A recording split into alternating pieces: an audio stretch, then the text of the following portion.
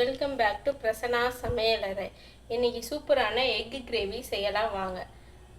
அந்த எக்கு கிரேவிக்கு தேவையான பொருள் பார்த்திங்கன்னா, நல்லா ஃபைனாக சாப் பண்ணி வச்சுருக்க ஆனியன், நல்லா ஃபைனாக சாப் பண்ணி வச்சுருக்க டொமேட்டோ, கறி லீஃப், கொரியாண்டர் லீஃப், எக்கு வேக வச்சு ஸ்லைஸ் பண்ணி வச்சுருக்க ரெண்டா, இஞ்சி பூண்டு விழுது, மஞ்சத்தூள், தனியாத்தூள், வெறும் மிளகாத்தூள், உப்பு, சீரகத்தூள், கரம் மசாலா, தேங்காய் பால் ரெண்டாவதாக எடுத்து வச்சது, ஃபஸ்ட்டு எடுத்து வச்சது, தாளிக்கிறதுக்கு காஞ்ச மிளகா, சீரகம்.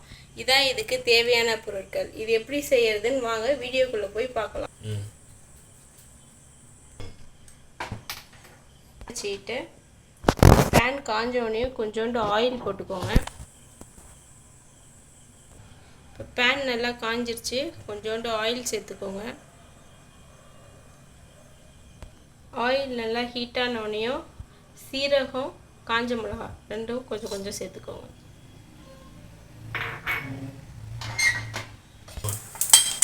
இது நல்லா பொரிஞ்ச உடனேயும் நம்ம ஃபைனாக சாப் பண்ணி வச்சுருக்க ஆனியன்,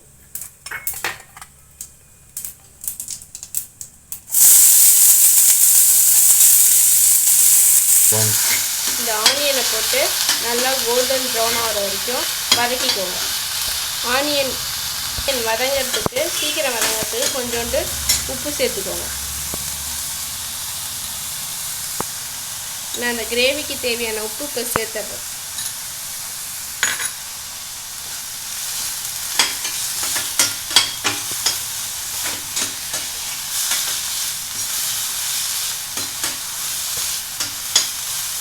ஒரு அளவுக்கு வதங்கிடுச்சு. இப்போது இஞ்சி பூண்டு விழுது சேர்த்துக்கலாம். நம்ம 1 டேபிள் ஸ்பூன் இஞ்சி பூண்டு விழுது எடுத்து வச்சுருக்கேன், அதையும் சேர்த்துக்கலாம்.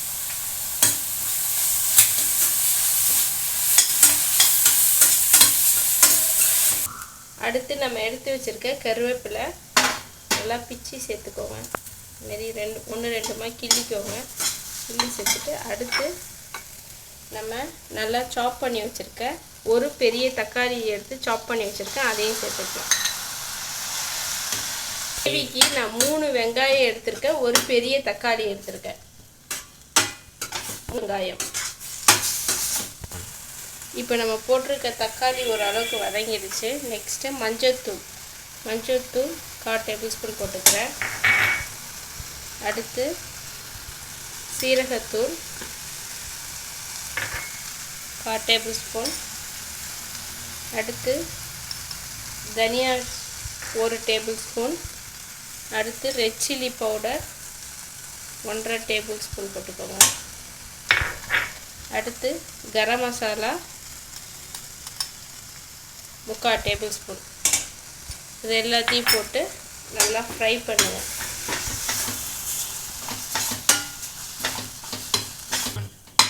இப்போ நம்ம போட்ட ரெட் சில்லி, சீரகத்தூள், கரம் மசாலா, தனியாத்தூள், மஞ்சத்தூள் எல்லாம் சேர்த்து நல்லா வதக்கியாச்சு. இப்போ நம்ம ரெண்டாவதாக எடுத்து வச்சுருந்தோம் பார்த்திங்களா தேங்காய் பால், அதை சேர்த்துக்கலாம். நான் இதுக்கு மொத்தம் 1/2 மூடி தேங்காய் சேர்த்துருக்கேன். அது ரெண்டாவதாக எடுத்த தேங்காய் பாலை இப்போ சேர்த்துக்கலாம்.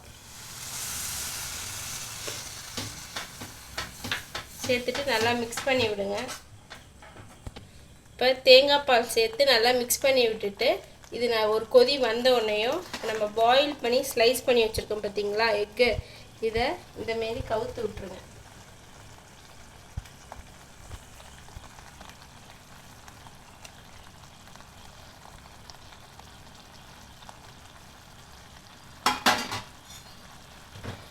சைடில் இருக்கிற எடுத்து இந்த எக்கு மேலே போட்டுருங்க.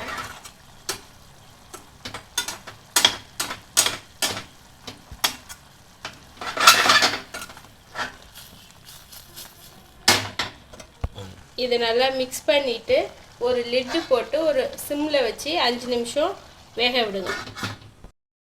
இப்போ இந்த ஸ்டேஜ் வந்தோடனையும் நம்ம பேனை ஆஃப் பண்ணிடலாம். இப்போ க்ரீமியான எக் கிரேவி ரெடி ஆகிடுச்சு. இந்த எக் கிரேவி நான், சப்பாத்தி, கீ ரைஸு, தோசை இது கூடலாம் சூப்பராக இருக்கும், அல்டிமேட்டாக இருக்கும். இதை ட்ரை பண்ணுங்கள். தேங்காய் பால் ஊற்றி செய்யும் போது நல்லா க்ரீமியாக நல்லாயிருக்கும் இந்த டேஸ்ட்டு. ஒரு தடவை செஞ்சு பாருங்கள். இதை உங்கள் வீட்டில் செஞ்சு பாருங்கள். என் சேனலுக்கு லைக் பண்ணுங்கள், ஷேர் பண்ணுங்கள், சப்ஸ்கிரைப் பண்ணுங்கள், பெல் ஐக்கானை கிளிக் பண்ணுங்கள். அப்போ தான் நான் போடுற வீடியோ உங்களுக்கு உடனுக்குடனே வரும். ஓகே, தேங்க்யூ ஃப்ரெண்ட்ஸ், பாய்.